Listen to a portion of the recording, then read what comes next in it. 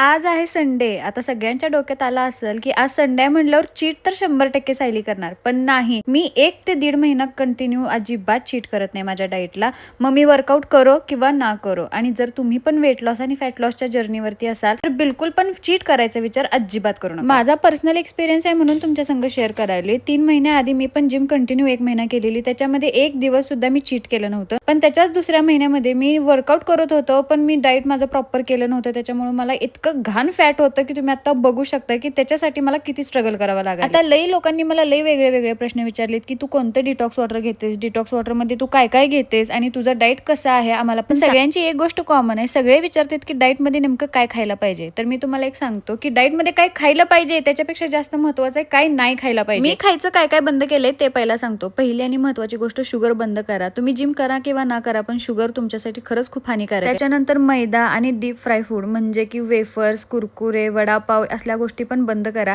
ह्यानी बॉडी तर खराब होतेच, प्लस तुमची स्किन सुद्धा खराब होते. सेकंड थिंग पॅकेजिंग मधले ज्यूस आणि लास्ट थिंग आहे कोल्ड ड्रिंक्स. लय जणांना असं वाटते की वर्कआउट केल्यानंतर डाएट करायची गरज पडत नाही म्हणून 2-2 तास काही काही लोक वर्कआउट करतात, पण सगळा खेळ तर शेवटी डाएटवरच असतोय.